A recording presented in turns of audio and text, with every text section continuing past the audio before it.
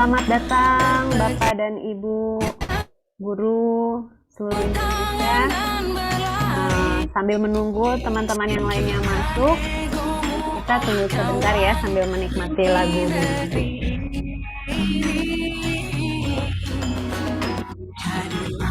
Sudah ada yang dari Aceh hadir, dari Ponorogo.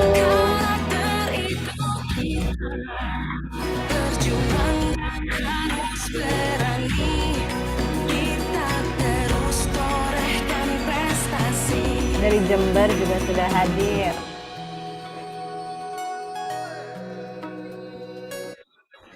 Dari Cilacap, dari Bangkinang,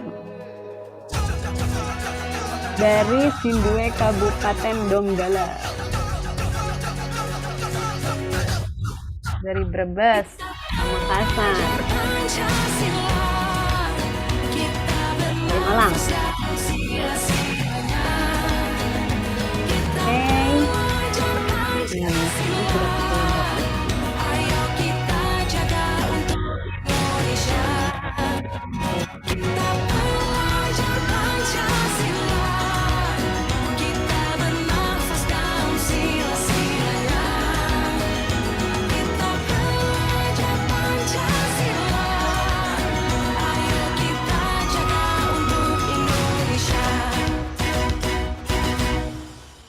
Ya, selamat sore Bapak dan Ibu semua. Salam dan bahagia saya ucapkan. Terima kasih sudah hadir di webinar kita yang kalau untuk seri Belajar Kurikulum Merdeka ini berarti seri yang kedua ya. Minggu lalu kita sudah mengikuti seri yang pertama yaitu belajar tentang kurikulum. Sekarang kita masuk ke topik yang kedua yaitu belajar tentang perencanaan pembelajaran. Saya sekarang sudah hadir bersama kita nih sekitar 180 guru di sore hari ini dan kita akan bersama sampai 1,5 jam ke depan ya insya Allah ya. Saya mau memperkenalkan diri saya dulu, nama saya Fitri, saya dari tim platform Merdeka Mengajar, dari tim kontennya yang akan memandu acara ini sampai pukul 4:30 waktu Indonesia bagian Barat nanti.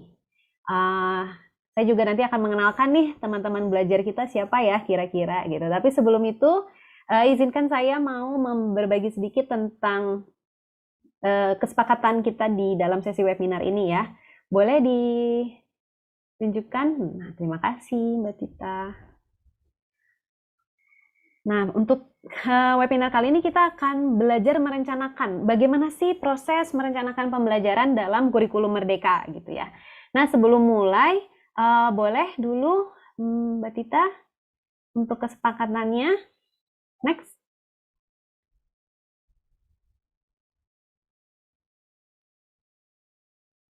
Nah, untuk kesepakatan webinar ini untuk nama pesertanya silahkan diganti dengan formatnya nama underscore sekolah gitu. Jadi misalnya Rina underscore SMA 70 Jakarta gitu.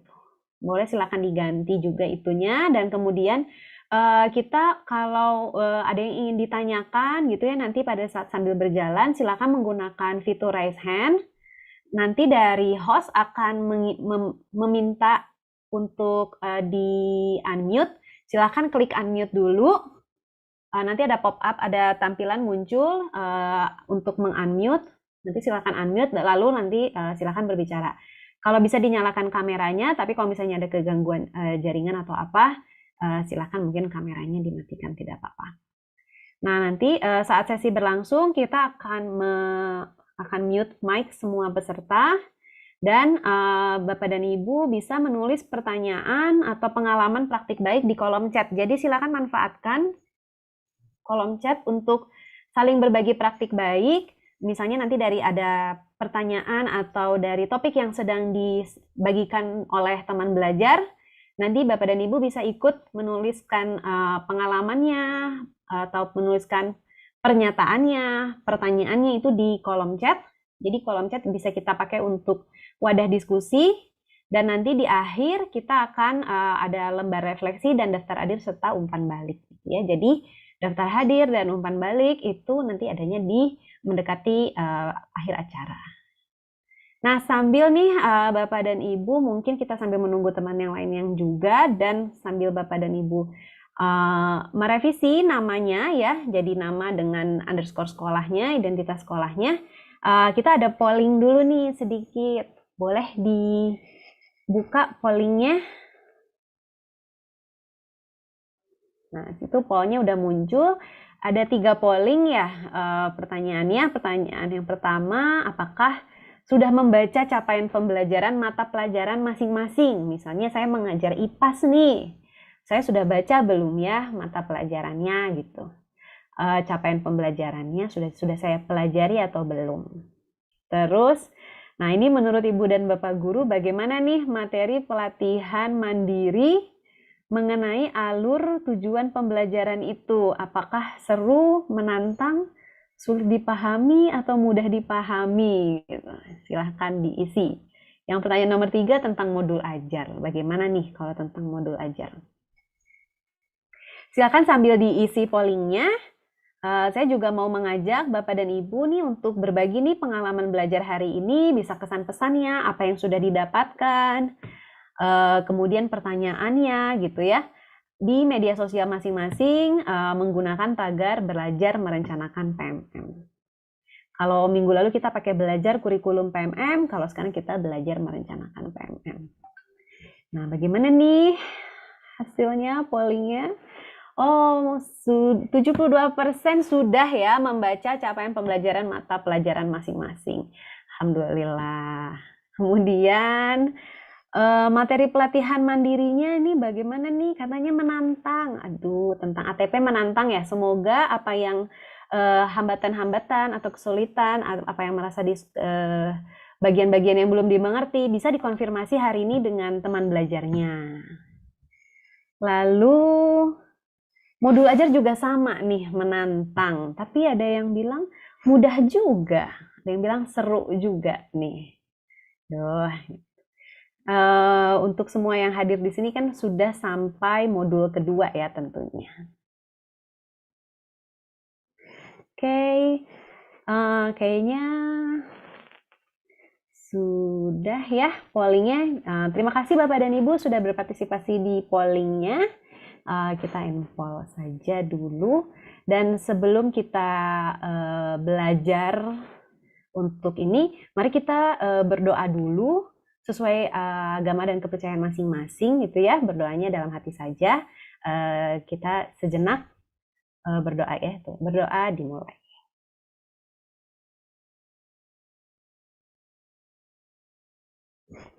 Amin. Oke, saya sudah, terima kasih. Ini boleh pollnya kita end saja. Saya end poll ya. Boleh di next. Nah ini tadi ya, silahkan Bapak dan Ibu berbagi praktik baiknya di dalam kolom chat. Jadi manfaatkan kolom chat itu sebagai ruang diskusi. Untuk nanti daftar hadir serta absen itu juga bisa dilakukan di akhir. Terima kasih. Nextnya, nah sekarang kita kenalan yuk dengan teman belajar kita. Siapakah teman belajar kita hari ini? Nah yang pertama kita ada Ibu Stin nih yang sudah hadir bersama kami. Ibu Stin ini senior konsultan di PSPK, tapi Ibu Stin juga dulu jadi guru kan ya Ibu Stin. Ibu Stin boleh cerita sedikit mungkin dulu jadi guru apa Bu Stin dan berapa lama? Ya, terima kasih banyak. Selamat siang Bapak Ibu. Selamat siang Mbak Amalia. Ya, Bu. Senang sekali bisa bertemu di sini. Saya dulu saya menjadi guru sampai sekarang menjadi guru juga, tapi untuk calon guru gitu ya.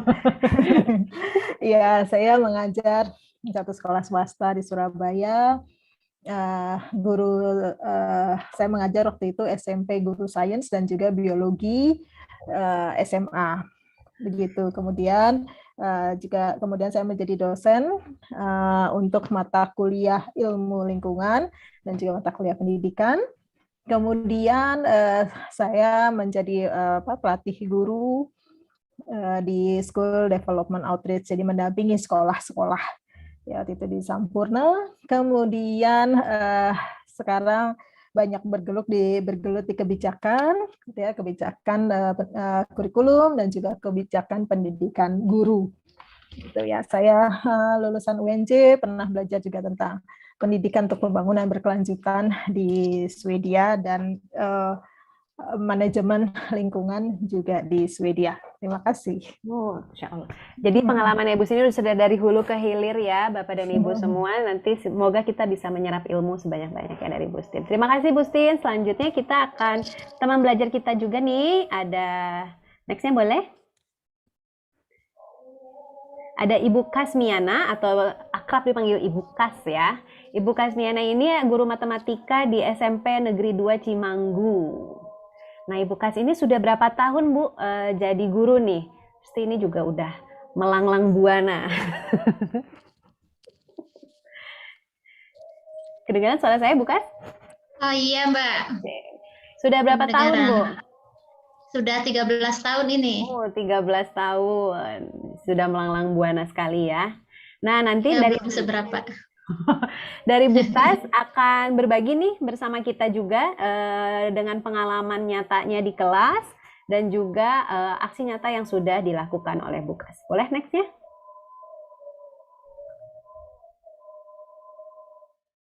Nah, ini ya memulai sesi kita pertama belajar hari ini Ibu Kas nih akan mau berbagi sedikit nih tentang pengalaman Ibu Kas dalam mengerjakan aksi nyata yang judulnya membuat modul ajar.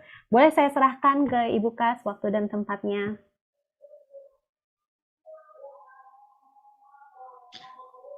Assalamualaikum warahmatullahi wabarakatuh. Waalaikumsalam warahmatullahi wabarakatuh. Selamat sore, Ibu, Bapak guru hebat. Terima kasih ini Mbak Amalia atas kesempatannya. Sebelum bercerita tentang membuat modul ajar, saya memperkenalkan diri kembali. Tadi sudah disampaikan. Saya dari SMP Negeri 2 Cimanggu, Kabupaten Cilacap. Pengalaman belum seberapa, baru mengajar selama 13 tahun ini. Kemudian slide-nya, Mbak. Oh ya, keputus ya. Boleh hostnya ditunjukkan lagi slide-nya?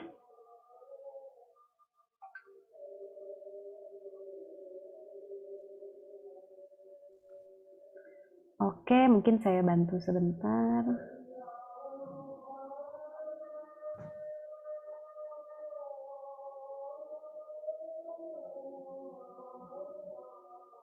Oke, saya lanjut. Ya, silakan Bu. Bagi cerita ini tentang modul ajar.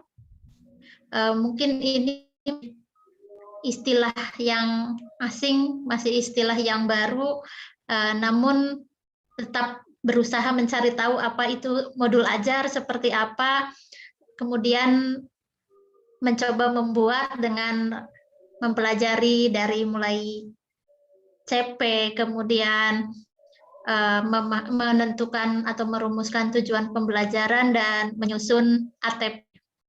Nah, ini untuk capaian pembelajaran yang saya ambil untuk domain atau elemen pengukuran. Nah, di sini yang saya fokuskan ke menentukan luas permukaan dan volume bangun ruang, prisma, tabung, bola, limas, dan kerucut. Itu untuk capaian pembelajarannya. Kemudian untuk ATP-nya, next. Next, Mbak. Nah, ini untuk ATP-nya, saya membuat ada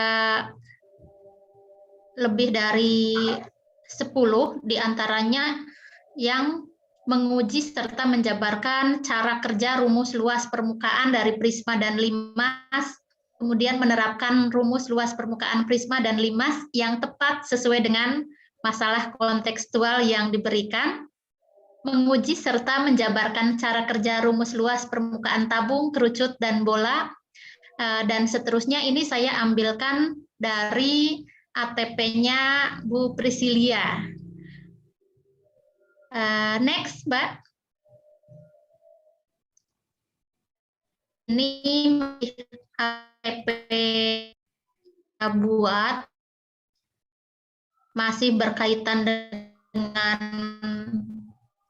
ini sudah masuk ke volume ya, volume bangun ruang dan keterkaitannya sudah masuk ke kerucut dan tabung. Kemudian menguji serta menjabarkan cara kerja rumus bangun ruang dan keterkaitannya dengan bangun ruang, yaitu tentang kerucut. Dilanjutkan gabungan tabung, kerucut, dan bola ini yang disesuaikan dengan masalah kontekstual.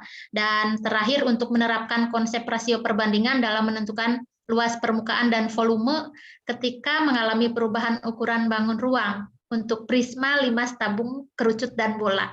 Itu untuk ATP-nya. Oke, next, Mbak.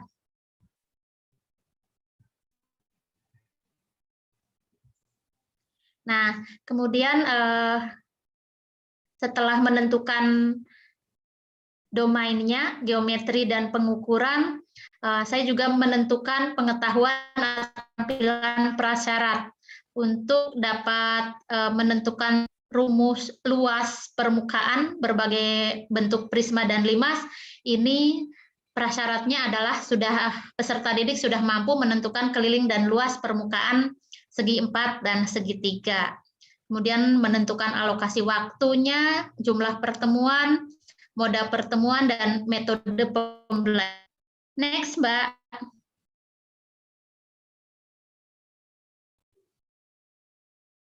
Nah, kemudian untuk di sini memberi sebagai bagian umum dan modul. Dalam diurutkan materi pembelajaran serta menyebutkan rencana asesmen. Next, Mbak.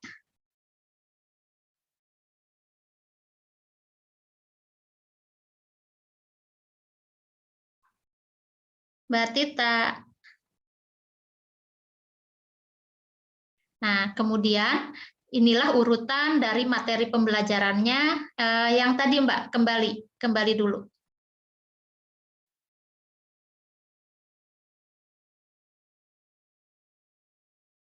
Mbak, yang tadi dulu, kelewat satu slide.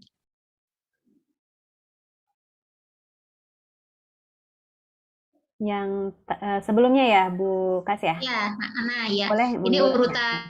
urutan materi yang tadi sebelum ini.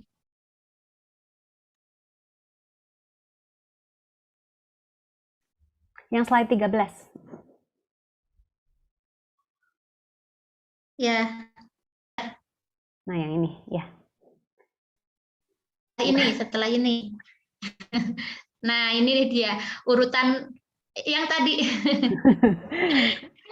Yang slide 13, Mbak Tita. Terima kasih. Nah, ya. Sebelum ini.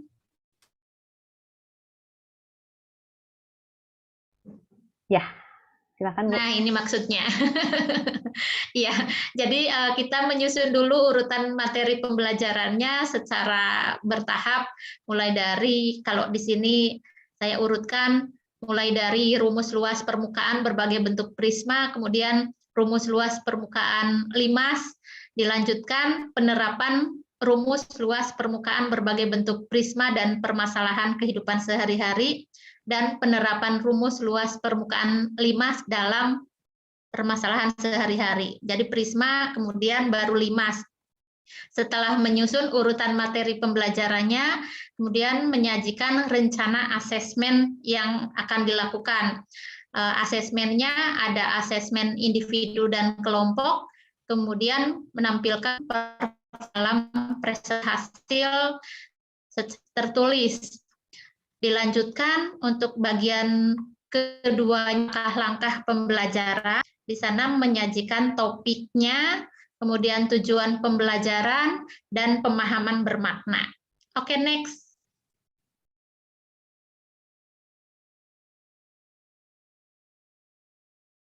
Nah, dilanjutkan dengan memberikan pertanyaan pemantik supaya peserta didik merasa lebih tertantang. Di sini ada profil pelajar sosial ini yang digali adalah agar didik itu untuk berpikir kritis, mandiri, dan kreatif. Berikutnya dilanjutkan menyusun urutan kegiatan pembelajaran, mulai dari pertemuan pertama dan seterusnya. Di sini mungkin ada miripnya dengan RPP, didahului dengan kegiatan pendahuluan, pembukaan, dan seterusnya. Next.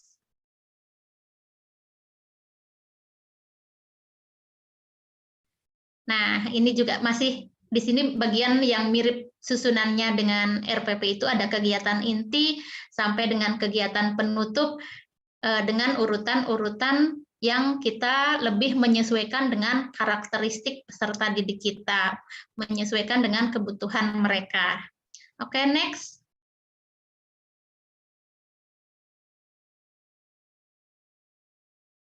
Nah, setelah kegiatan selesai, di sini pastikan kita itu selalu menyediakan refleksi. Baik refleksi untuk kita sendiri, refleksi untuk guru, bagaimana dalam menyampaikan pembelajaran modul ajar, kemudian refleksi untuk peserta didik. Ini adalah bagian yang sangat penting yang sering dilewatkan dalam melakukan pembelajaran.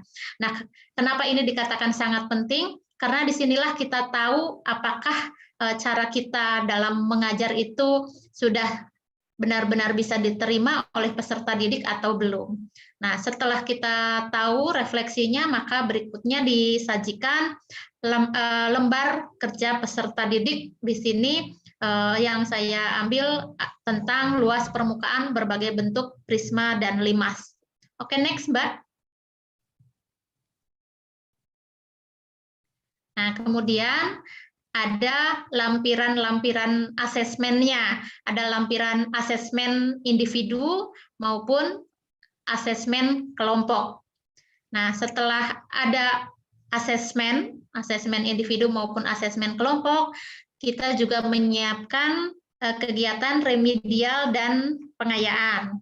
Kegiatan pengayaan kita tujukan untuk peserta didik yang sudah nilainya itu sudah tinggi dan sudah memahami semua yang disampaikan dalam pembelajaran. Kemudian untuk remedial kita berikan untuk peserta didik yang lebih membutuhkan perhatian. Oke, next. Oke, boleh dulu ya. Nah, terima kasih Bu Kas. Jadi kalau tadi saya bisa ambil kesimpulannya, sebelum Ibu memulai membuat modul ajar, Ibu melihat dulu capaian pembelajarannya ya, apa yang diminta di kompetensi di capaian pembelajaran. Kemudian betul, Mbak. Turunkan lagi ke ATP-nya. Setelah dari ATP itu, kemudian Ibu susunlah rancangan modul pembelajarannya ajar dalam bentuk modul ajar. Modul ajar. Di situ udah ada rencana asesmennya, rencana kegiatan di kelasnya ya Bu ya, dimulai dengan apa, ditutup dengan apa, sampai nanti direfleksi dan kegiatan pengayaan gitu ya Bu ya. Iya betul Mbak. Itu adalah sebuah proses perencanaan. Nah sekarang saya mau ke Bustin nih.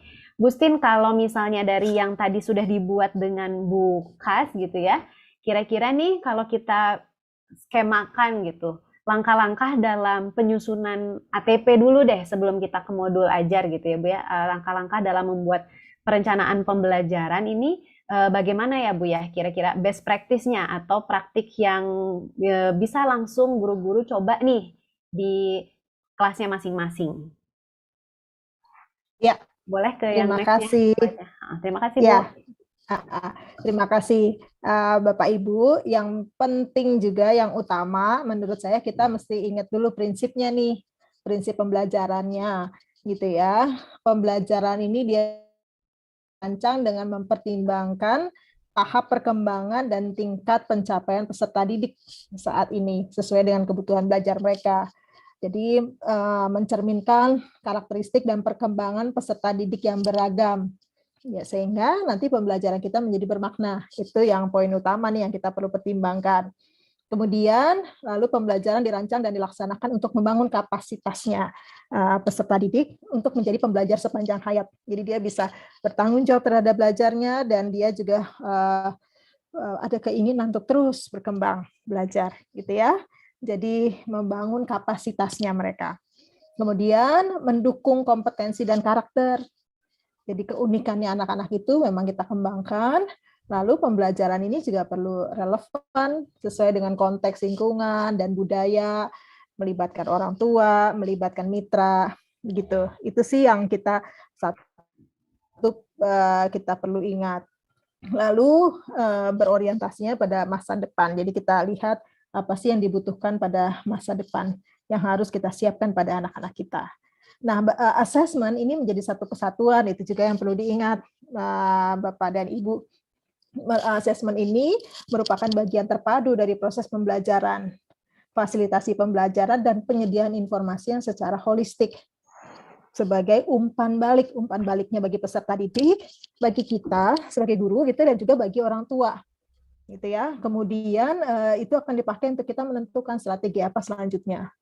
Lalu dirancangnya sesuai dengan fungsi, dengan keluasannya, dengan tekniknya, itu yang perlu kita, menurut saya, kita perlu perhatikan, dan dia merupakan penilaian yang valid, proporsional, gitu ya.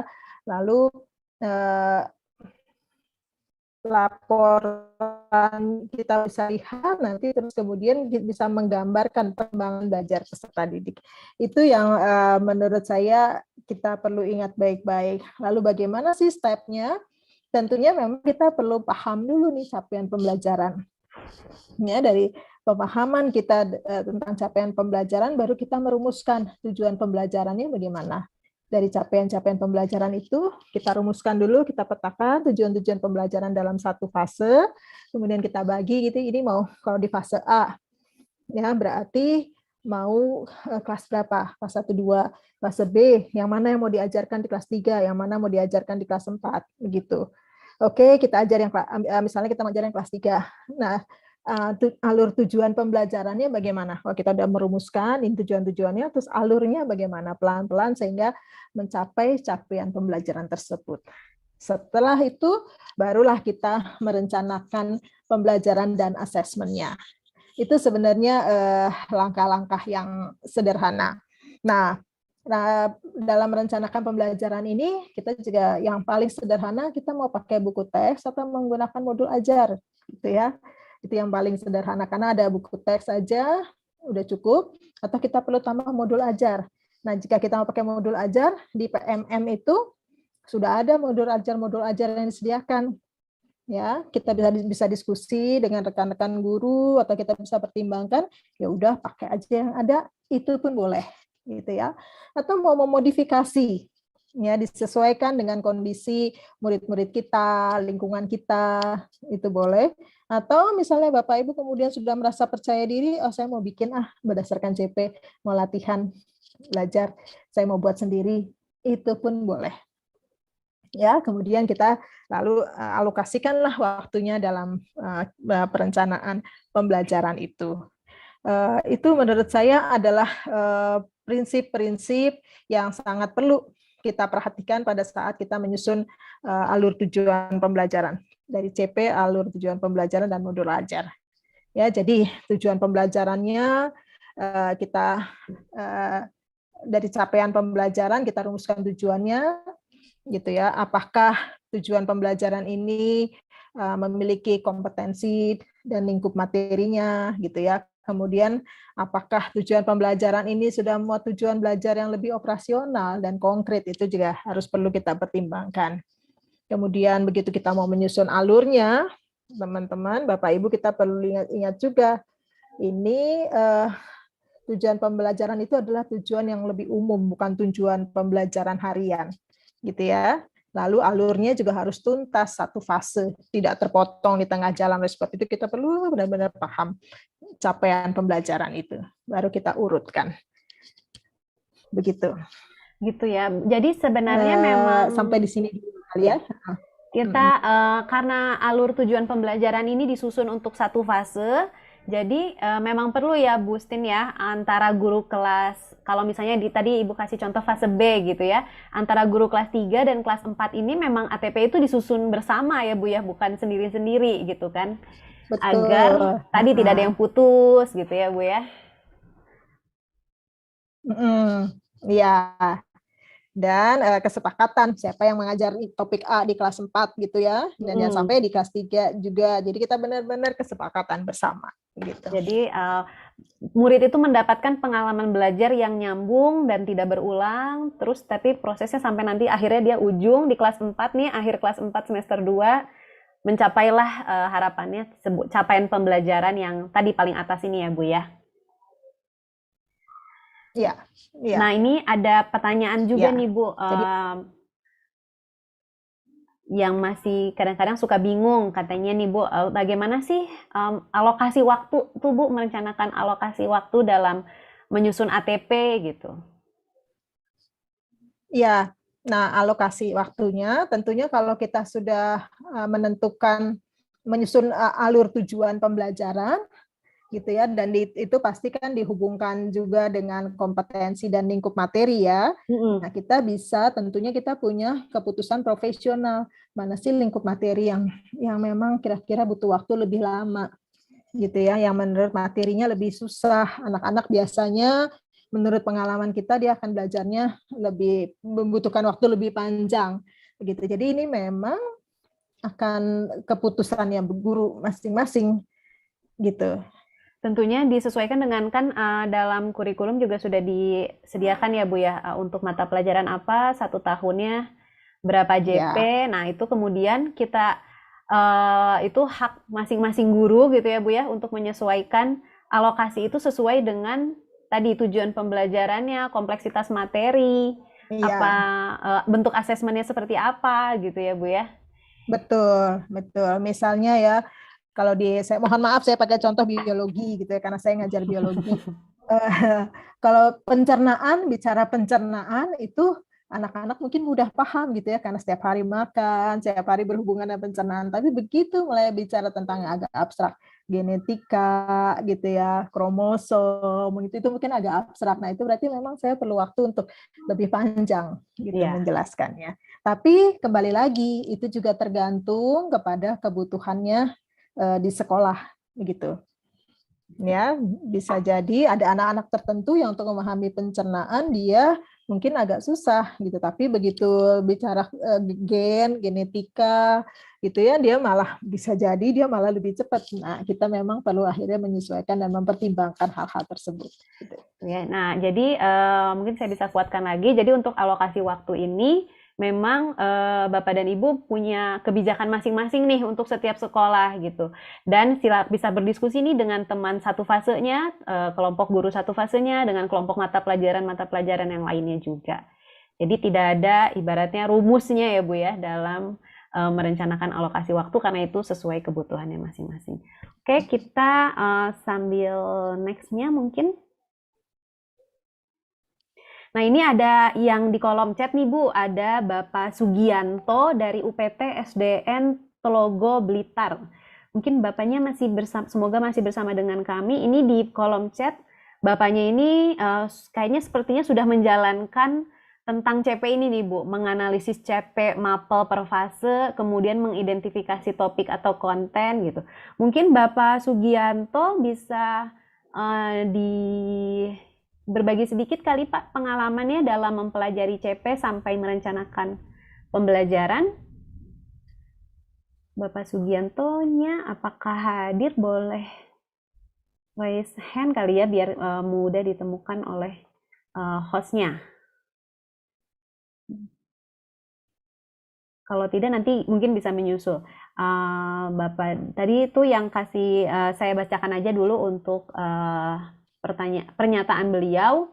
Jadi untuk praktik baik khususnya di tentang CP, yaitu ada analisis CP mapel per fase, identifikasi topik atau konten isi, kemudian identifikasi kompetensi yang ada di CP-nya, dan menentukan tujuan pembelajaran dan alur tujuan pembelajaran. Jadi sama persis seperti yang tadi Ibu jelaskan di sini ya, apa yang sudah dilakukan oleh Pak Sugianto.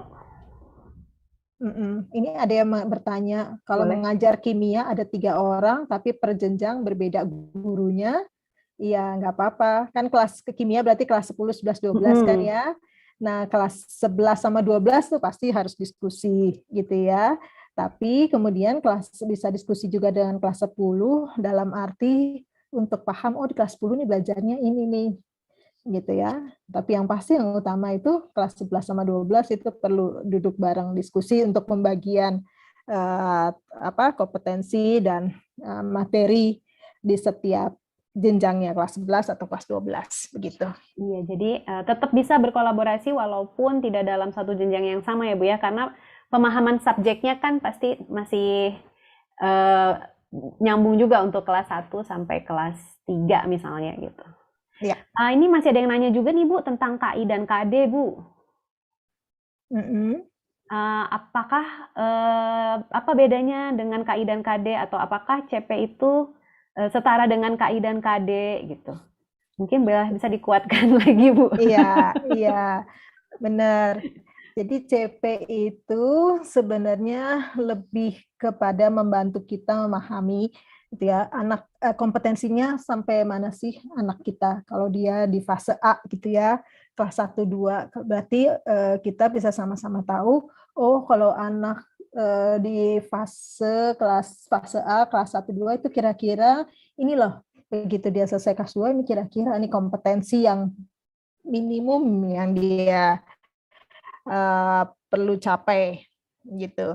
Dan ini memudahkan juga komunikasi kita dengan orang tua gitu ya. Orang tua jadi paham, oh anak saya kalau kelas 2 ini harusnya sudah bisa ini nih gitu ya. Kalau membaca dia sudah bisa bagaimana, kalau numerasi kira-kira dia sudah bisa bagaimana begitu.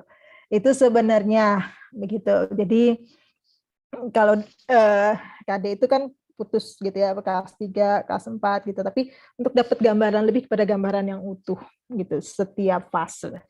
Jadi minimum kompetensi yang perlu dimiliki oleh seorang anak pada fasenya itu adalah CP. Ya. Kalau gitu coba, nah ini saya mau mengingatkan lagi nih kepada Bapak dan Ibu yang hadir bahwa pemahaman-pemahaman yang tadi disampaikan oleh Bu Stin ini bisa nanti disimak kembali gitu ya. Kalau butuh penguatan kembali bisa dilihat lagi videonya di bagian merumuskan alur tujuan pembelajaran dan tujuan pembelajaran, serta di bagian merencanakan pembelajaran ini ada di materi yang modul kedua, yaitu pemahaman bermakna dan pertanyaan pemantik, merencanakan asesmen pembelajaran, dan merumuskan modul ajar. Oke, next-nya boleh.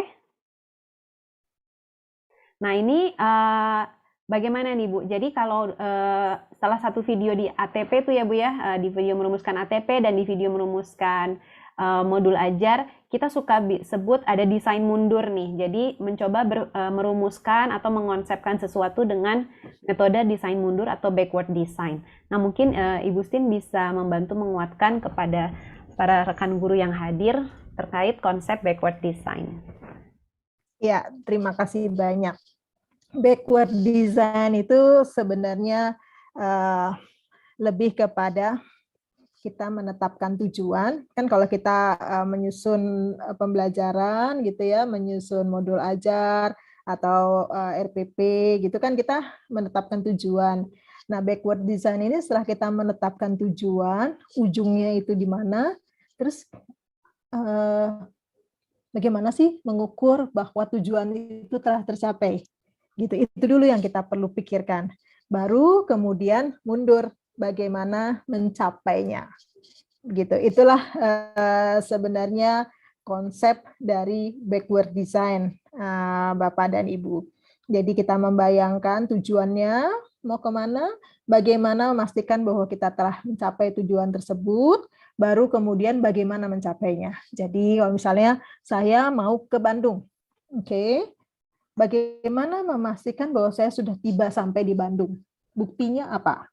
Gitu. Ya, itu dulu perlu kita tetapkan. Bagaimana menentukan bahwa saya sudah tiba di Bandung? Indikatornya apa? Kemudian baru bagaimana mencapai ke Bandung? Boleh lewat Karawang, gitu ya. Cikampek, sorry. Boleh lewat Puncak, gitu.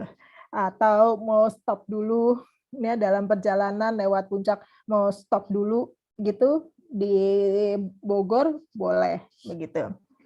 Nah, itu adalah prosesnya.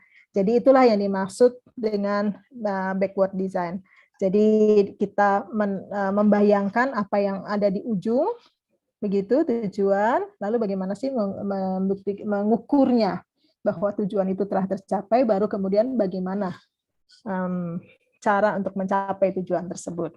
Nah, itu pada saat kita menyusun modul ajar, maka backward design ini menjadi bagian yang penting. Bapak Ibu bisa lihat di sini ada tujuan pembelajarannya, baru assessment-nya.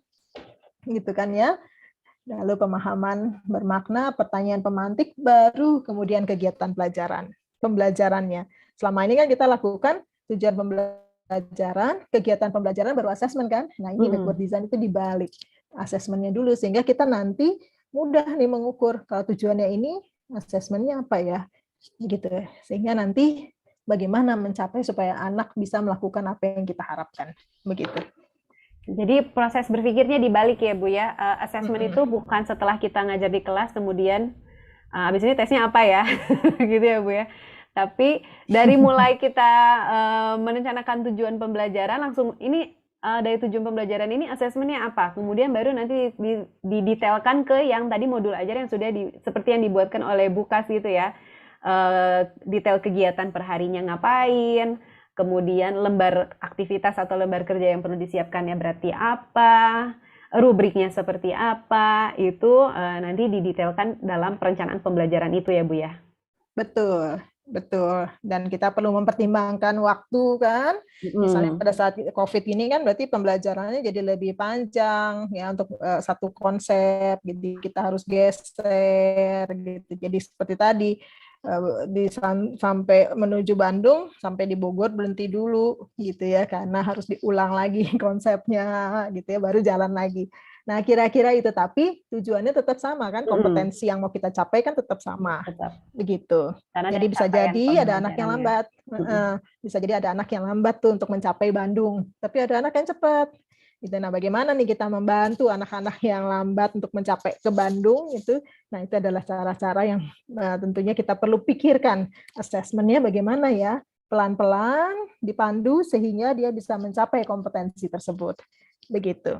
Gitu ya. Jadi tadi ada yang bertanya juga dan termasuk yang di Slido, bagaimana sih perencanaan pembelajaran di kurikulum Merdeka? Jadi tadi ya bisa dengan menggunakan konsep desain mundur atau backward design ini ya. Karena kita sudah punya nih di ujung CP-nya seperti apa, capaian pembelajarannya seperti apa, kemudian kita turunkan sampai nanti ke awal ya. Di kelas kita mulainya bagaimana? Gitu ya Bu ya. Iya. Jadi saat kita capaian pembelajaran ini penting sih bagi kita untuk tahu nih kompetensinya apa sih yang perlu dimiliki oleh anak-anak kita sampai di akhir fase gitu ya. Lalu kata-kata kuncinya apa sih, kompetensi itu kan dalam capaian pembelajaran kelihatan kan. Nah, kata-kata kuncinya apa? Lalu apakah capaian yang ditargetkan itu sudah biasa saya ajarkan gitu ya. Lalu gimana sih untuk membantu agar capaian tersebut dicapai oleh anak-anak kita. Terus materinya bagaimana ya? Materi apa yang perlu dipelajari? Seberapa luas? Apa perlu dalam atau bagaimana? Itu kita yang menentukan nih pada saat kita memahami capaian pembelajaran itu. Kita jadi mengolah ya, berpikir dalam diri kita, mengolah dalam menyusun perencanaan. Oleh sebab itu kita perlu diskusi nih dengan teman kita. Gitu ya, proses belajarnya bagaimana nih supaya sampai pada capaian pembelajaran. Seperti tadi, menuju Bandung, prosesnya bagaimana nih? Kita mau lewat Cikampek, apa lewat Puncak? Gitu. Kalau di Cikampek, kita mau berhenti dulu di rest area yang mana? Itu kita tentukan bersama-sama. Gitu. Jadi kita pahami dulu capaiannya, baru kemudian kita rumuskan tujuannya apa nih untuk menyusun. Jadi tujuannya itu kan untuk sampai ke Bandung, stop di mana? Oke, lewat Cikampek, stop di rest area yang mana? Topik 1. Kemudian stop di rest area yang kedua, di mana? Topik 2. Atau kita kemudian bisa terus jalan, mau 3 kali stop, atau mau 2 kali stop, atau mau langsung. Nah, kira-kira gitulah untuk merumuskan tujuan pembelajaran itu. Dan alurnya itu kan berarti stop di mana? Stop di titik mana, gitu. Jadi planning besar dalam satu fase murid atau misalnya bisa 1 tahun atau 2 tahun sampai 3 tahun ya Bu ya, tergantung nanti di jenjangnya. Itu ada dalam proses menguraikan CP menjadi tujuan pembelajaran dan alur tujuan pembelajaran. Modul ajar itu adalah day to day operasionalnya ya Bu ya, untuk Betul. melakukan yang planning yang sudah kita lakukan di ATP itu ya Bu ya. Ya, dan di modul ajar itu nanti berisi juga asesmennya apa? Membuktikan bahwa oke, kita sudah sampai di rest area 1. Buktinya apa? Gitu. Itu ada di modul ajar. Oke, kita lanjut ke rest area 2, topik kedua. Buktinya bahwa kita sudah sampai di rest area kedua apa? Itulah asesmennya. Nanti terakhir sumatif, oh ternyata kita sudah sampai nih di Bandung. Buktinya apa sih sudah sampai di Bandung? Oh, sudah tiba dengan selamat, semuanya senang, gitu. Kira-kira seperti itu ilustrasinya. Oke. Nah ini ada juga yang bertanya nih, ini saya mungkin mau ke Bukas dulu. Bagaimana sih memasukkan profil pelajar Pancasila ke dalam modul ajar? Nah tadi kan di modul ajarnya Bukas nih saya lihat ya Bu ya, ada profil pelajar Pancasilanya. Nah itu kira-kira bagaimana Bukas? Mungkin boleh diceritakan. Oke Mbak, untuk profil pelajar Pancasila ini kita sesuaikan dengan karakteristik mata pelajaran dan karakteristik peserta didik. Di sini juga kita hubungkan dengan materi di situ, apakah siswa peserta didik lebih ke bagaimana cara mereka misalnya dalam menyelesaikan LKPD. Untuk asesmen individu tentunya di situ lebih ke profil pelajar Pancasila mandiri. Kemudian nanti pada asesmen ada asesmen yang kelompok. Nah, di sini profil pelajar Pancasilanya yang lebih ditekankan untuk bergotong royong misalnya di situ. Nah, kemudian di sini juga akan kita lihat bagaimana mereka itu bernalar kritis. Jadi kita melakukannya dengan pengamatan dalam prosesnya. Seperti itu, Mbak. Mungkin dari Bu Sin ada yang mau ditambahkan Bu untuk profil pelajar Pancasila dalam modul ajar? Ya, sebenarnya itu nanti kita bisa lihat ya, begitu kita telah susun gitu modul ajar selesai, nanti kita bisa menemukan gitu, oh ternyata ini adalah profil-profil yang bisa dikembangkan sejalan dengan saat kita mengembangkan modul ajar gitu ya, karena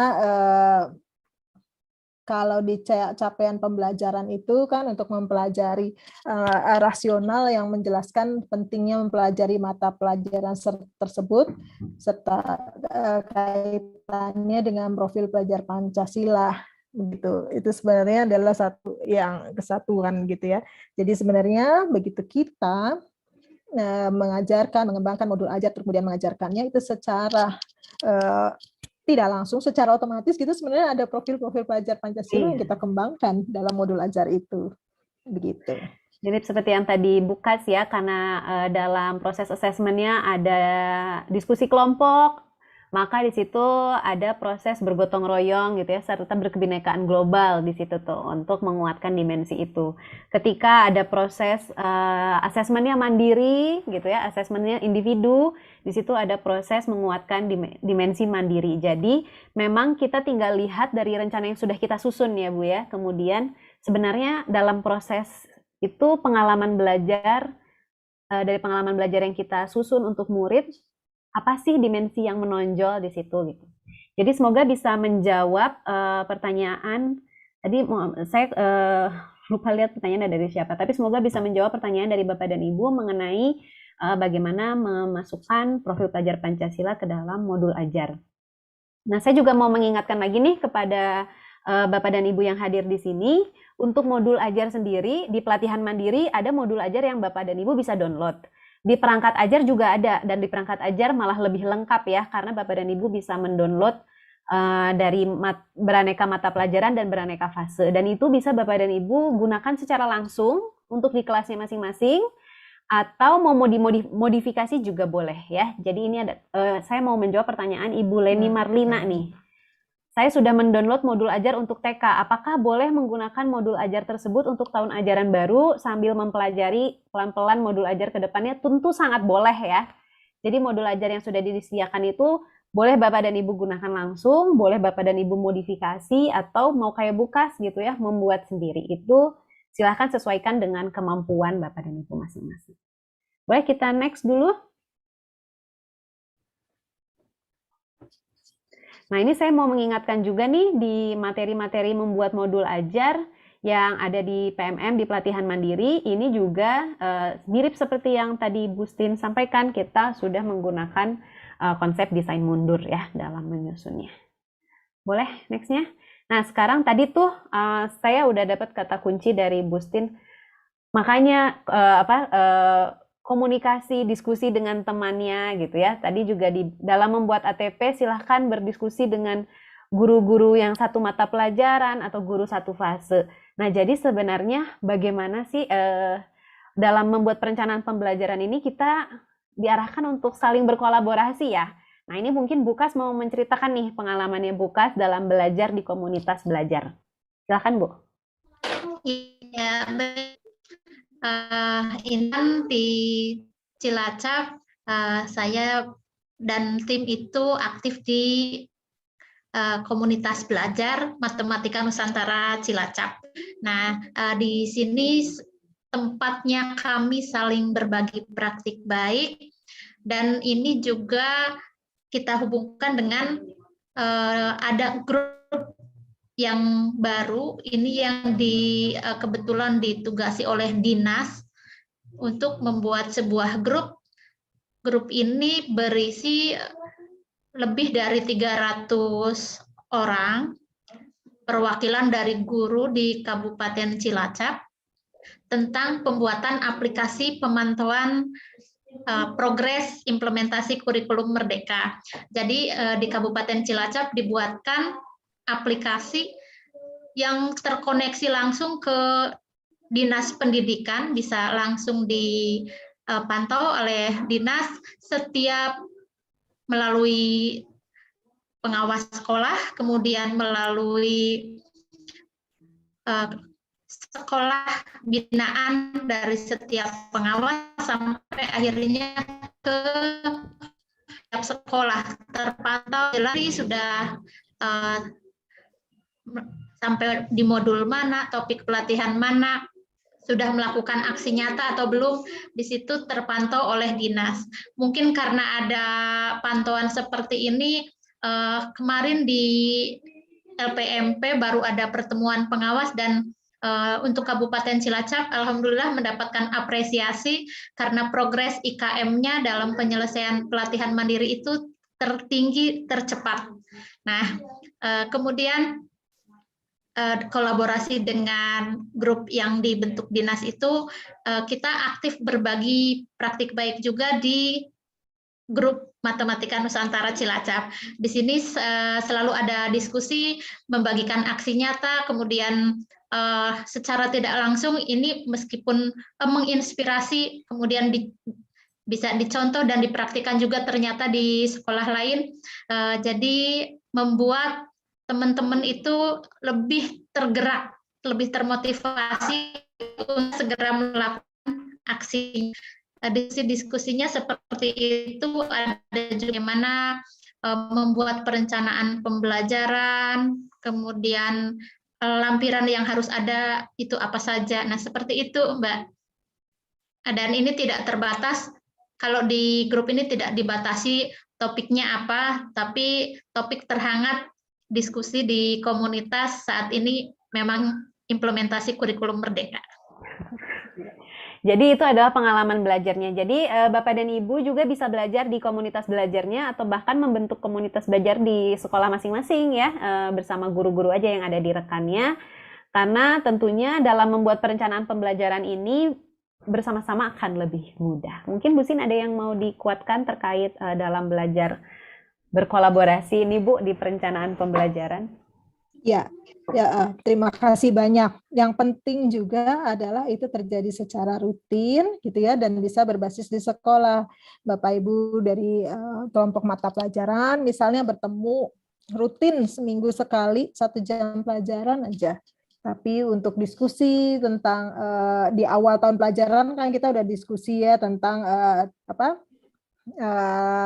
tujuan pembelajaran, alur, bikin modul ajar. Tapi juga belajar bersama ini menurut saya kalau rutin seminggu sekali dan konsisten gitu ya, itu akan menjadi sangat bermakna merencanakan bersama, tapi juga kita bersama-sama monitor nih. Guru-guru yang mata pelajaran bersama memonitor dan saling berbagi, atau mungkin juga dalam diskusi rutin itu, oh saya punya contoh lembar kerja yang bagus, oh saya punya kemarin baca ada studi kasus yang bagus nih, ada kasus yang bagus yang bisa kita pakai. Kebetulan topiknya hal yang jadi kasus ini sesuai dengan topik yang sedang kita bicarakan. Itu kan jadi menarik ya. Nah, kira-kira gitu itu didapat dari pertemuan bersama guru mata pelajaran gitu untuk diskusi. Itulah komunitas belajar. Bisa juga guru-guru bersama yang ngajar di kelas 10 itu rutin bertemu 1 minggu sekali 1 jam pelajaran aja juga untuk saling diskusi bagaimana keadaan anak-anak di kelas 10. Kegiatan apa yang kita bisa lakukan bersama antar mata pelajaran itu pun bisa dilakukan. Untuk proyek profil pelajar Pancasila kita bisa bikin apa ya? Untuk kegiatan yang terkait dengan topik yang ada di modul ajar kita bisa bikin kegiatan bersama apa ya? Nah, itu juga bisa. Itulah komunitas belajar. Terima kasih. Ya, mungkin saya juga cerita sedikit di sekolah saya, tempat saya mengajar dulu. Mungkin karena saya mengajar SD, karena kalau di SD itu kan satu guru menghandle beberapa pelajaran ya Bu ya. Nah, untuk memudahkan itu kami berbagi peran gitu Bu. Jadi walaupun misalnya kelas 4 itu ada 3 kelas, tapi satu guru memegang mata pelajaran bahasa Indonesia. Jadi perencanaan bahasa Indonesia itu di satu guru. Nanti satu guru laginya dia merencanakan pembelajaran yang matematika. Jadi nanti tuker-tukeran Bu untuk saling itu, dan itu memudahkan juga dalam kami merencanakan pembelajaran. Begitu. Nah, boleh next-nya sekarang kita kayaknya udah bisa masuk ke pertanyaan-pertanyaan yang ada di Slido. Oh, ini masih ada memodifikasi modul ajar. Ini saya mau ngasih singkat aja nih Bu. Tadi kan bisa membuat kayak Bukas, bisa juga pakai yang sudah ada di PMM untuk modul ajarnya. Nah, bisa juga memodifikasi. Ini modifikasi ini contohnya contoh yang bisa dimodifikasi gitu ya Bu ya. Misalnya ini waktunya dirasa durasi belajar yang ada di yang modul ajar yang mau kita ambil itu dirasa mungkin terlalu pendek atau terlalu panjang, itu kita bisa modifikasi sendiri waktunya. Kemudian profil pelajar Pancasilanya, karena mungkin kita ada sedikit perubahan dalam proses pembelajarannya di kelas, jadi profil pelajar Pancasilanya juga tentu nantinya akan berubah nih, karena misalnya di sini di yang setelah hasil modifikasi Bapak dan Ibu ada kegiatan yang tadi individu, asesmen individu. Sehingga dimensi yang muncul pun mandiri gitu ya, ada muncul di situ. Jadi modifikasi itu bisa hanya bagian-bagian yang nggak harus semuanya gitu ya, nggak harus semuanya dibuat dari awal. Jadi Bapak dan Ibu bisa tetap mengikuti modul ajar yang sudah disediakan, tapi ada sedikit perubahan-perubahan yang memang kita sesuaikan dengan kebutuhan di kelas kita. Misalnya ini dimodifikasi dari rencana asesmennya, modifikasi dari alat ukurnya, gitu, modifikasi dari kegiatan pembelajaran utamanya, dan lain-lain. Jadi silakan nanti untuk bagian memodifikasi bisa disimak kembali video tentang memodifikasi modul ajar. Nah, sekarang kita masuk aja langsung ke sesi pertanyaan yang di Slido nih. Kita masuk ke sesi tanya jawab dulu mungkin ya Bu Sin, atau di sini ada yang Ibu mau kuatkan tentang penyesuaian pembelajaran dengan kebutuhan dan karakteristik murid dalam menyiapkan modul ajar. Ya, terima kasih. Jadi kan di awal pembelajaran, begitu kita masuk kelas kan tentunya kita melakukan asesmen awal dulu kan ya. Ya. Gitu kan. Jadi dari situ terus kemudian barulah kita bisa menentukan oh berarti metode apa sih yang harus saya siapkan, pendekatan apa, dan bagaimana kalau misalnya ada anak-anak saya yang nanti akan perlu pengayaan gitu ya, atau remedial. Nah, itu memang akhirnya perlu kita siapkan begitu. Dan juga nah ini ada macam-macam nanti caranya kita bisa lagi-lagi kalau kita bekerja sama dengan guru lain, ini akan menjadi sangat memudahkan gitu ya untuk membantu sama-sama membantu memahami murid kita dan bagaimana membantu mereka agar pada saat mereka belajar kita juga akan mengidentifikasi kebutuhan mereka apa sih untuk mencapai kompetensi yang diharapkan gitu. Inilah dalam modifikasi modul aja kita bisa mempertimbangkan hal-hal ini gitu.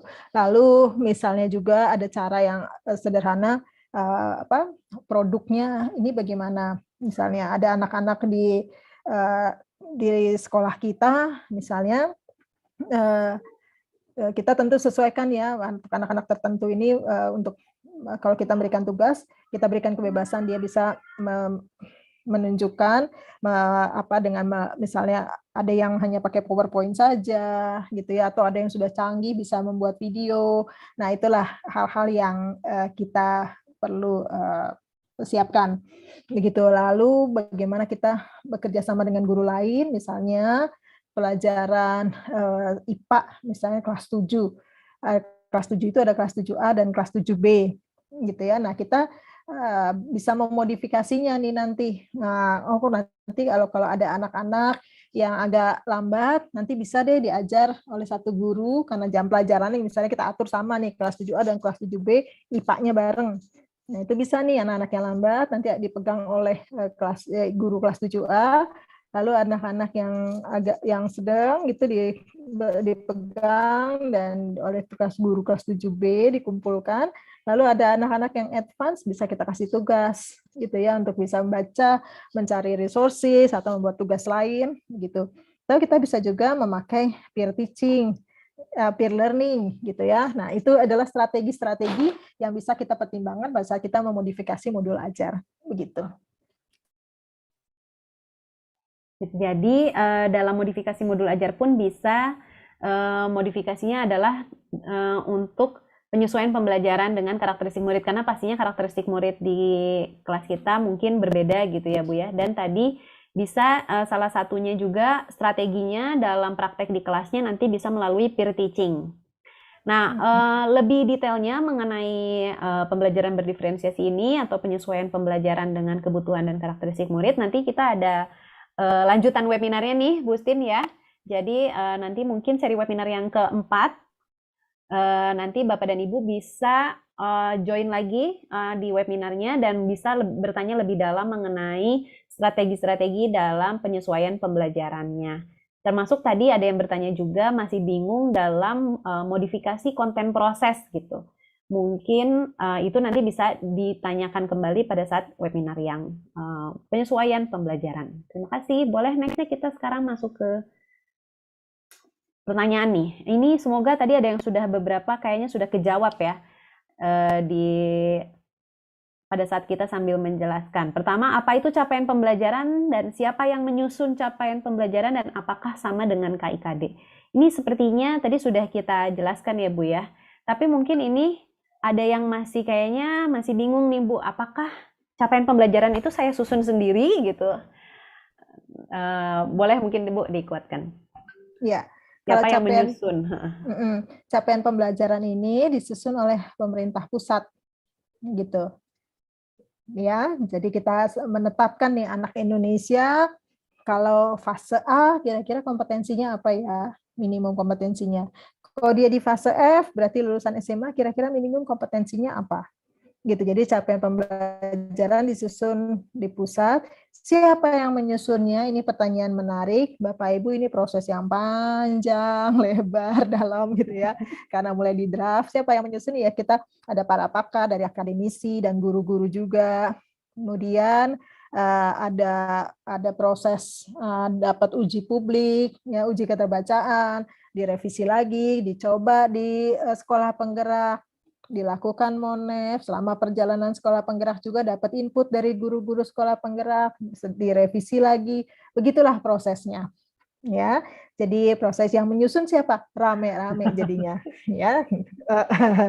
Jadi Bapak Ibu juga turut memberikan kontribusi terhadap kualitas CP kita saat ini. Jadi kita memang mendapatkan masukan dari banyak hal, dari banyak orang, begitu. Jadi mungkin kasih. saya mau mengklarifikasi dari pertanyaan Bu Dewi Nurrohmah ini ya. Apakah ada aturan baku untuk kita sebagai pendidik dalam menyusun capaian pembelajaran? Jadi jawabannya capaian pembelajaran ini sudah ada ya Ibu Dewi dan mungkin Bapak dan Ibu di sini. Bapak dan Ibu tidak menyusun lagi capaian pembelajaran, tapi Bapak dan Ibu menurunkan, menguraikan capaian pembelajaran menjadi rencana pembelajaran dalam fase yang Bapak dan Ibu ajarkan di jenjang. Misalnya Bapak dan Ibu berarti mengajar di kelas 3, berarti Bapak dan Ibu itu bukan menyusun capaian pembelajarannya, tapi menyusun alur tujuan pembelajarannya untuk satu fase di fase B gitu ya. Semoga cukup menjelaskan. Nah, sekarang saya mau ke Ibu Kas nih. Ibu Kas mungkin bisa menceritakan pengalaman Ibu Kas dalam menurunkan capaian pembelajaran menjadi TP dan ATP. Karena tadi dari segi konsep sudah dijelaskan ya oleh Bustin prosesnya. Nah, mungkin sekarang Bu Kas bisa menceritakan pengalamannya nih, Ibu.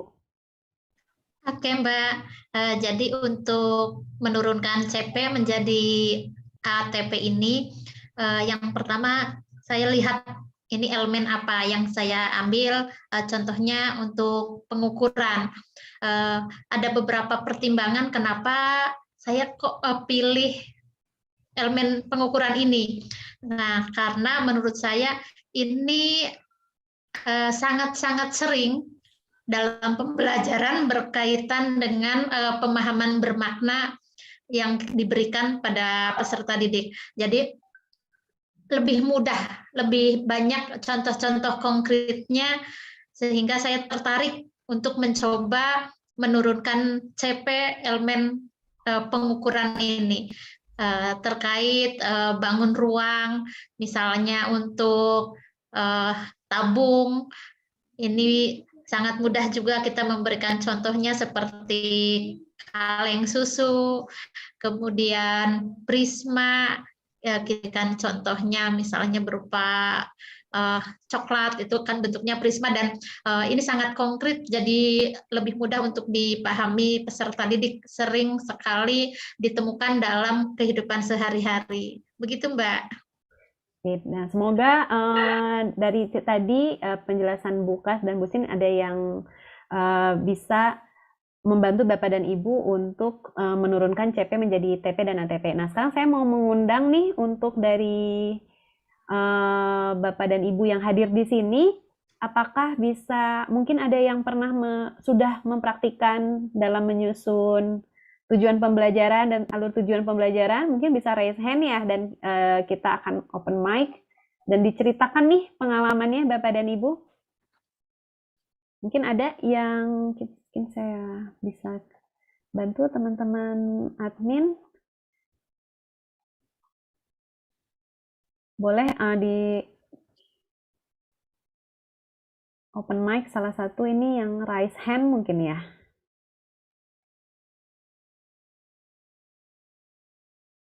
Coba dari KGBN Banyuwangi mungkin.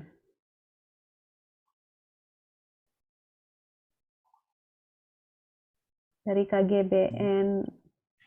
Ya, halo Bu. Ya, halo Pak. Ya, terima dengan kasih. Bapak siapa ini Pak? Ya, saya dengan Pak Agus Hermanto dari KGBN Banyuwangi. Oh ya, selamat dari Banyuwangi. Mungkin silakan Pak. Ya, mohon maaf ini saya di luar ruangan, jadi. Ya, nggak apa-apa. Terima kasih atas waktu yang diberikan kepada kami. Ini kemarin kebetulan saat melaksanakan aksi nyata, begitu kami mencoba untuk membuat ATP dan TP begitu Bu ya. Kami memilih bersama teman-teman yang ada di sekolah di fase C, utamanya untuk mata pelajaran matematika begitu. Nah, alur yang saya gunakan sesuai dengan video yang saya amati, sebelumnya dari capaian pembelajaran matematika secara umum, ini kami mempelajari sesuai dengan yang ada di permen ya Bu ya. Permen di sana bahwa karakteristik dan karakteristik mata pelajaran matematika itu seperti ini. Terus kemudian dari capaian pembelajaran itu saya mengambil dua bagian penting, yaitu terkait tentang konten dan kompetensi. Nah, dari konten dan kompetensi ini saya turunkan satu-satu berdasarkan domain. Kebetulan kemarin saya mencoba pada domain bilangan ya, domain atau elemen ini Bu ya, itu di bilangan. Jadi di CP di bagian bilangan fase C itu ada beberapa paragraf panjang, kemudian kami turunkan untuk kompetensi-kompetensi yang dicapai serta konten-kontennya. Nah, dari konten dan kompetensi itu saya merumuskan juga terkait ruang lingkupnya, Bu. Jadi ruang lingkupnya itu apa? Kemudian dari ruang lingkup itu kami akan menyusun tujuan pembelajarannya serta rencana asesmen seperti itu. Mungkin itu karena kemarin saya masih di elemen bilangan, belum di elemen geometri, bahkan sampai di belum, Bu. Saya masih mencoba untuk itu, baru satu di fase C matematika. Terima kasih, Bu. Sama-sama, terima kasih Pak Agus tadi ya. Iya. Nah, jadi Bapak dan Ibu memang apa yang tadi disampaikan oleh Pak Agus gitu ya, itu bisa Bapak dan Ibu praktekkan juga sama seperti yang di video tentang merumuskan ATP dan TP. Jadi Bapak dan Ibu bisa tuh menguraikan dulu nih sebenarnya kompetensi apa sih yang diminta di dalam kalimat-kalimat yang ada di CP, kemudian ruang lingkup materinya apa, ditentukan dulu. Nanti baru memudahkan Bapak dan Ibu dalam menyusun tujuan pembelajaran. Tidak lupa juga tadi seperti apa yang kata Bustin, mau kemana ujungnya dulu, asesmennya mau apa gitu, agar lebih mudah dalam merumuskan tujuan pembelajaran.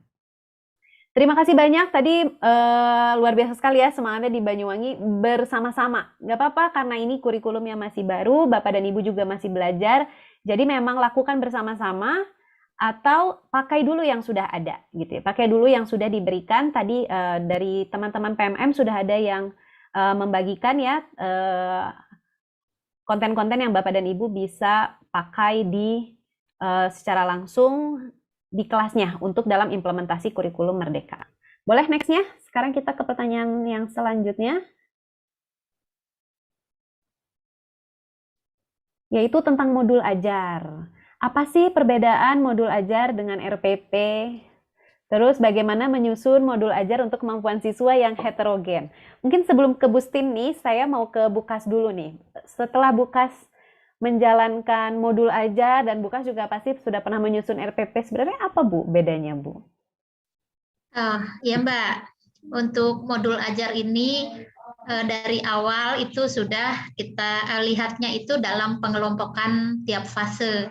Kebetulan saya di jenjang SMP jadi fokus di fase D, dan di SMP ini hanya jadi satu fase. Beda dengan di SD dan SMA. Jadi kalau di SD dan SMA ada fase lainnya. Dan di SMP ini fokus masuk ke dalam satu fase yaitu fase D. Kemudian di modul ajar itu ada ciri khususnya ini adanya kata kunci yang akan dipelajari, yang digunakan di situ apa, dan ada juga profil pelajar Pancasila. Itu diantaranya beberapa perbedaannya, Mbak. Ya. Mungkin dari Bustin ada yang mau dikuatkan Bu untuk perbedaan modul ajar dan RPP dan menyusun modul ajar untuk kemampuan siswa yang heterogen. Iya, jadi modul ajar ini sebenarnya RPP lengkap gitu ya. Jadi dan RPP lengkap ini mulai dari seperti tadi ya tujuannya, tapi juga lembar-lembar kerja siswanya, lalu asesmennya, daftar alat dan bahan yang kita perlukan, pastinya biaya yang kita perlukan, tapi juga lembar-lembar kerja untuk anak-anak yang perlu remedial, berarti bagaimana anak-anak yang perlu didampingi pelan-pelan ini bagaimana caranya. Itulah modul RPP yang lengkap begitu. Oke. Nah, untuk menyusun modul ajar untuk kemampuan siswa yang heterogen ini bagaimana ya Bu ya? Apakah ada tips-tipsnya atau seperti yang tadi Ibu jelaskan di slide sebelumnya ya? Betul. Jadi dari tujuan pembelajaran itu dan ada asesmennya, kita kemudian di awal pelajaran kan kita juga melakukan pemetaan ya, lihat anak-anak kita ini bagaimana pengetahuan awal mereka, gitu. Itu adalah hal yang penting sekali kita lakukan pada saat menyusun modul ajar, pengetahuan apa sih yang mereka sudah miliki di kelas sebelumnya atau di topik sebelumnya, begitu. Lalu pada saat kita masuk kelas kan kita juga bisa mengajukan pertanyaan gitu ya, atau mungkin melakukan tes formatif sederhana untuk mengidentifikasi tingkat kompetensi anak yang akan mulai belajar pada topik yang baru. Begitu. Dari situ kemudian kita mengembangkan, mempersiapkan asesmennya, kira-kira mengukur bahwa dia sudah tercapai atau belum, bagaimana metode asesmennya apa, lalu kemudian metode pembelajarannya apa. Lalu bagaimana kita dari asesmen yang kita lakukan selama pembelajaran kita bisa tracking kan, oh anak ini dia untuk tujuan pembelajaran A, misalnya dia perlu didampingi dengan lebih dalam, sementara anak B bisa lebih cepat, begitu. Itulah apa yang penting kita lakukan pada saat menyusun modul ajar. Sebabnya dibilang RPP yang lengkap. Dan yang penting, Bapak Ibu, modul ajar ini perlu di review lagi terus kan ya, melakukan guru melakukan refleksi, dapat input juga dari siswa. Dan karena modul ajar ini memang akhirnya menjadi sangat menyesuaikan dengan kebutuhan siswa, maka memang disarankan kalau menyusunnya juga diskusi bersama, gitu ya. Mau pakai langsung yang sudah ada di PMM boleh, tapi misalnya Bapak Ibu mau mengembangkan sendiri atau memodifikasi, diskusi dengan teman sejawat ini akan sangat menolong. Pengalaman saya biasanya 1 tahun pertama ini menjadi tahun yang kerja keras gitu ya, tapi Bapak Ibu begitu sudah masuk tahun kedua gitu ya, itu akan menjadi sangat mudah berdasarkan hasil refleksi, kita tinggal modifikasi, revisi gitu ya. Kemudian mungkin satu saat kita dapat satu resources yang bagus atau lihat video klip yang bagus. Nah, itu kita bisa jadikan catatan, oh nanti tahun depan kalau saya ngajar topik ini pas saya mau pakai nih video klip ini. Begitu. Ya, jadi ini adalah hal-hal yang bisa kita lakukan. Ada film yang lagi tren, ini saya mau ambil nih klipnya karena ini akan berhubungan dengan mata pelajaran topik yang sedang akan saya bahas nanti. Nah, misalnya seperti itu. Terima kasih. Terima kasih Ibu Stin. Nah, sekarang kita mau ke live chat nih, pertanyaan-pertanyaan yang sudah diajukan di live chat. Tadi sudah dipilih beberapa oleh tim PMM untuk kita diskusikan di sini. Boleh next-nya Mbak Tita ke yang live chat? Ini next, nanti dulu ini ke live chat aja dulu mungkin biar kita bisa. Nah, ini ada 2 pertanyaan nih Bu Stin sama Bu Kas di live chat. Yang pertama, bisa dijelaskan nggak tentang pertanyaan pemantik itu? Seperti apa contohnya? Kemudian, unsur pokok apa saja yang harus ada dalam modul ajar? Karena melihat contoh di perangkat ajar yang di platform Merdeka Belajar berbeda-beda. Jadi sebenarnya dalam menyusun modul ajar itu harus ada unsur pokok apa saja. Boleh? Untuk yang pertanyaan pemantik dulu, mungkin saya ke Bu Kas dulu ya. Silakan Bu Kas. Oke, untuk pertanyaan pemantik ini kalau menurut pemahaman saya, pertanyaan yang menuntut peserta didik itu timbul rasa penasaran, akhirnya mencari tahu usaha yang maksimal, baik dia lakukan secara mandiri, disinilah tertanamnya profil pelajar Pancasila, ataupun dengan berkolaborasi dengan teman-temannya. Begitu. Ya, mungkin Bu Stin ada yang mau ditambahkan Bu. Jadi menurut Bu Kas, pertanyaan yang menggugah rasa ingin tahu dan mendorong peserta didik untuk mencari tahu. Jadi harus ada proses mencari tahunya dulu sebelum dia bisa menjawab pertanyaan itu. Iya, pertanyaan pemantik ini juga adalah yang meningkatkan partisipasi gitu ya. Jadi peserta didik begitu mendengar pertanyaan ini, kemudian dia jadi bisa membayangkan gitu tentang apa sih topik yang sedang dibicarakan gitu ya, dan dia akan perlu memahami tentang apa gitu ya. Itu lebih kepada untuk mendorong partisipasi anak gitu. Dan ini akan juga membantu kita untuk mengukur jawabannya anak-anak ini sudah pas atau belum gitu. Dan pertanyaan pemantik ini juga membantu kita untuk melihat kompetensinya anak ini sudah tercapai atau belum. Dan dengan adanya pertanyaan pemantik ini jadi punya pemahaman yang sama kan, murid tidak menerka-nerka apa yang ada di kepala guru, apa yang mau diukur oleh guru gitu ya. Sementara guru juga akan menjadi lebih transparan karena menginformasikan kepada murid, ini loh yang saya ingin peserta didik saya memahami gitu. Itu ya Bapak dan Ibu, semoga bisa menjawab pertanyaan dari Bu Sri Astuti Asjadi dari SMA Negeri 2 Bitung ya, terkait pertanyaan pemantik.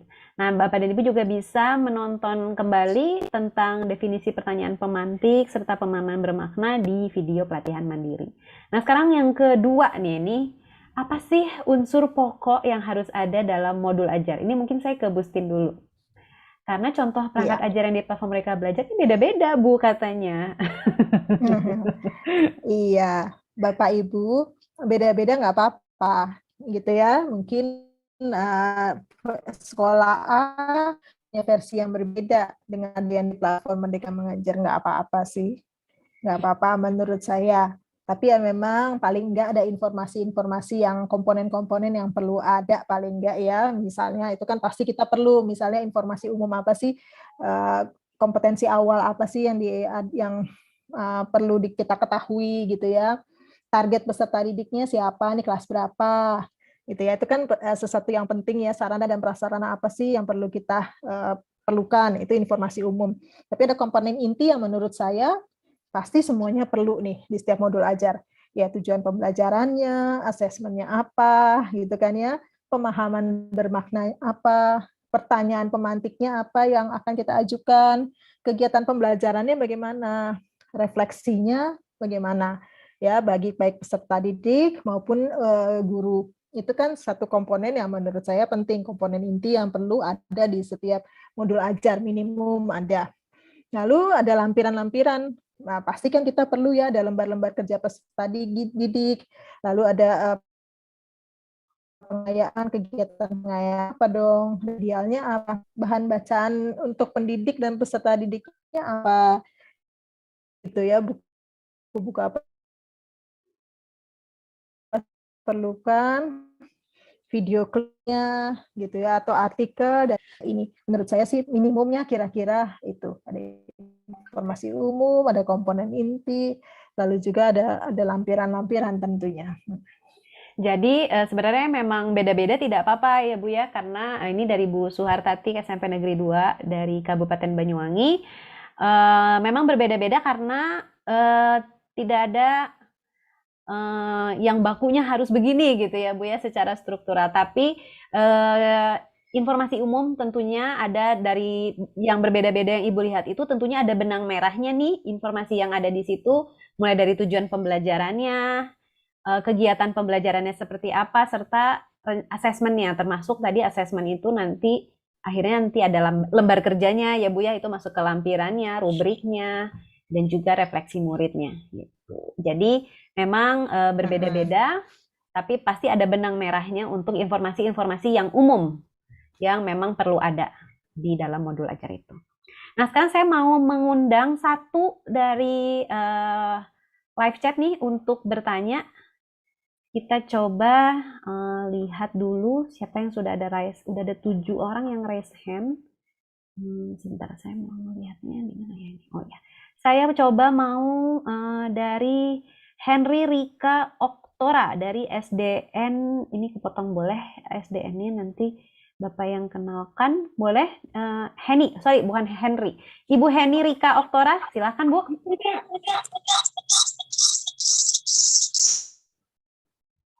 Tadi gemak ya. Boleh dicoba lagi Bu Henny.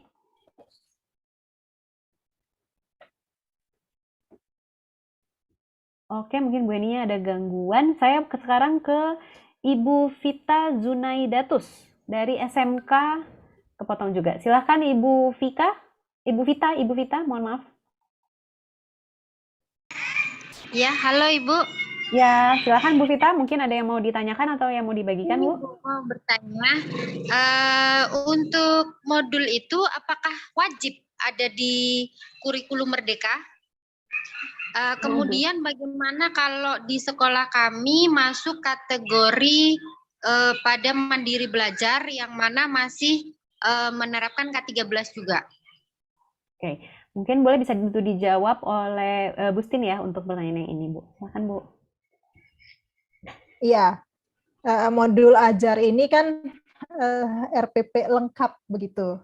Jadi memang untuk sekolah yang menerapkan, kayaknya semua sekolah kurikulum apapun pasti butuh RPP kan ya. Dan RPP yang lengkap itu juga kurikulumnya apapun pasti butuh kan ya. Gitu.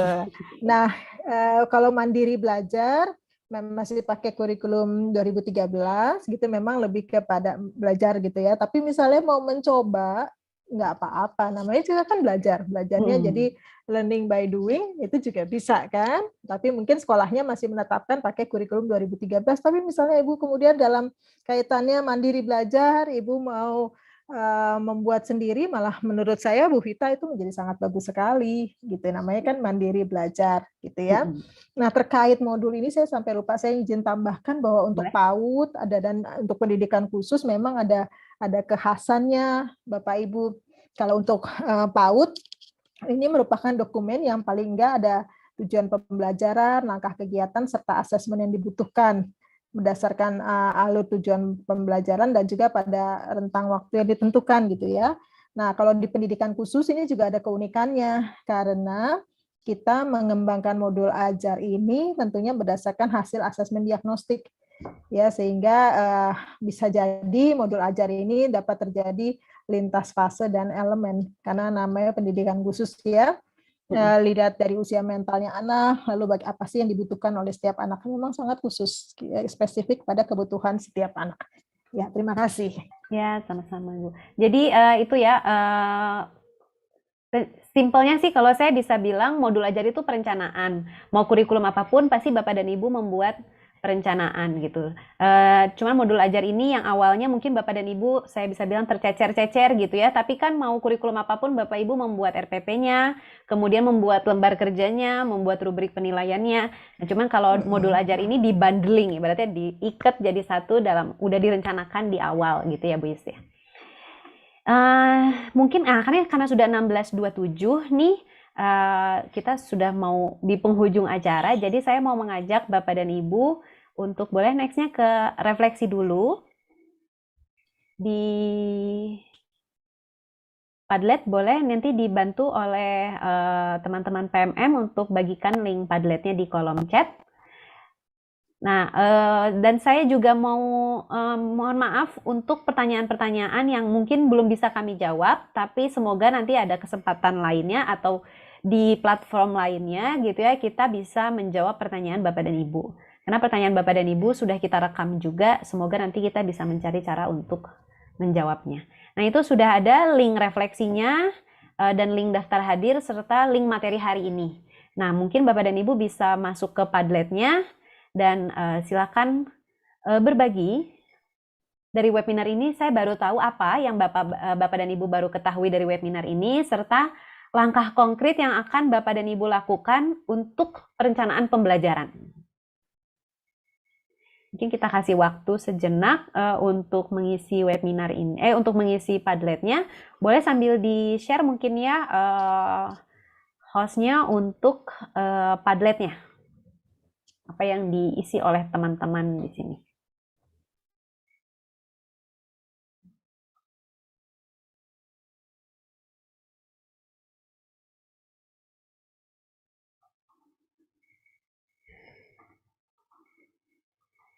Boleh di-share mungkin untuk ke Padletnya untuk dari tim host.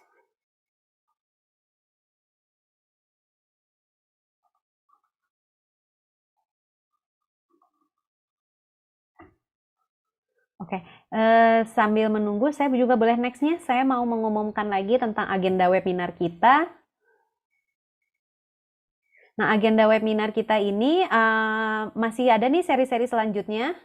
Jadi kemarin kita sudah mengapa kurikulum merdeka, hari ini kita sudah tentang perencanaan pembelajaran. Nah, nextnya masih ada tentang asesmen dalam kurikulum merdeka di 8 Juni. Terus tadi yang masih bingung tentang siswa yang heterogen, pembelajaran berdiferensiasi, terus modifikasi proses, itu bisa kita dalami di 15 Juni ya. Ada penerapan pembelajaran berdiferensiasi di sekolah. Kemudian ada juga yang masih mau bertanya-tanya tentang proyek penguatan profil pelajar Pancasila.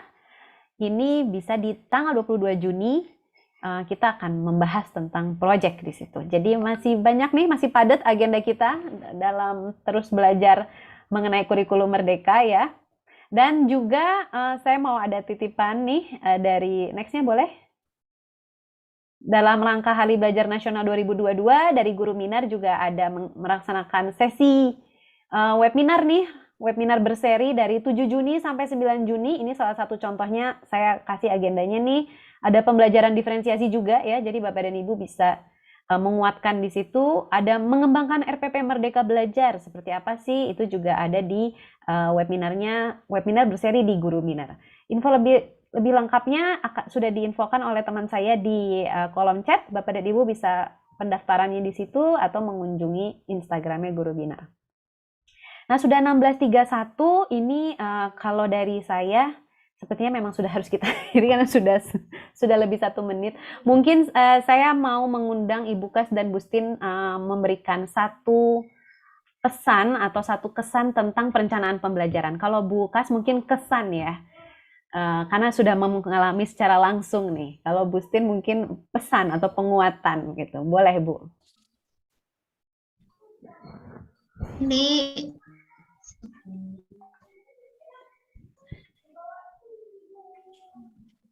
Ya, Bu. halo, Mbak. Ya, halo. Kedengeran, Bu? Kedengeran. Oke, ya, ini pas banget momennya bertemu dengan guru-guru hebat se-Indonesia. Kita bisa berkumpul di webinar PMM ini. Bagi saya sendiri sangat menyenangkan bisa menemani Bapak Ibu guru hebat, dan di sini tentu saya juga banyak sekali belajar dari Bustin dan dari Bapak Ibu guru semuanya.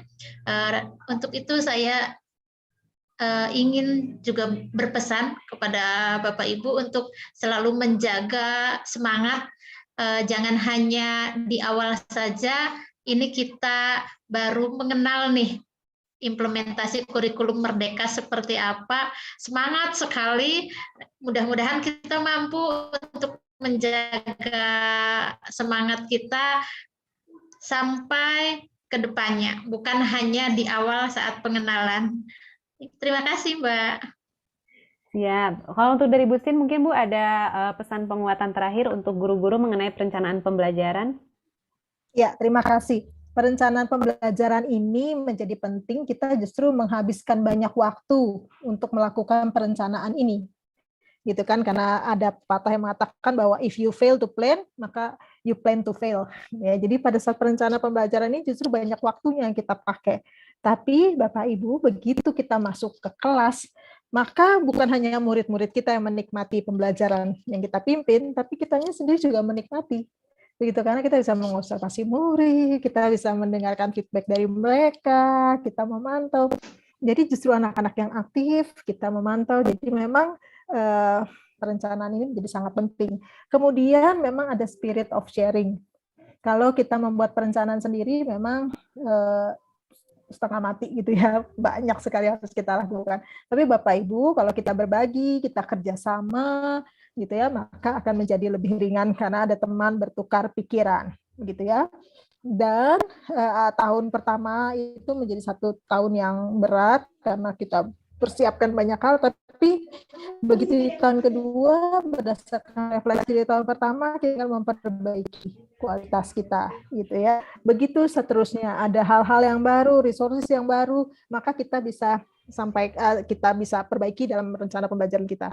Dan dengan adanya teknologi, gitu ya, udah ada drive yang kita bisa simpan materi bersama-sama, bisa saling sharing, Bapak Ibu, maka perencanaan kita menjadi bermakna, dan saya percaya pembelajarannya akan menjadi bermakna, lebih bermakna. Terima kasih. Siap, terima kasih banyak Bustin, dan semoga kalau pesan saya sih Bapak dan Ibu memulai saja dulu mempelajarinya pelan-pelan, bisa pakai apa yang sudah disediakan oleh Kemendikbudristek, sambil pelan-pelan mencoba memodifikasi. Pasti dalam perjalanannya nanti Bapak dan Ibu menemukan apa yang harus dimodifikasi gitu. Dan untuk mencoba itu bisa melalui aksi nyata, dan aksi nyata ini bisa berkolaborasi dengan teman-teman satu fasenya atau dengan rekan sesama mata pelajarannya gitu. Jadi dari saya terima kasih banyak. Saya mohon maaf karena kita kelebihan 5 menit. Tapi semoga apa yang kita pelajari hari ini bisa membantu Bapak dan Ibu untuk lebih memahami tentang perencanaan pembelajaran. Sampai ketemu di seri webinar selanjutnya, nanti di yang terdekat tadi, tanggal 8 Juni. Sampai ketemu dan semoga tetap semangat belajarnya. Salam dan bahagia. Selamat sore semuanya. Terima kasih banyak Bapak dan Ibu. Terima kasih banyak Mbak Amelia. Terima kasih. Niana. Terima kasih.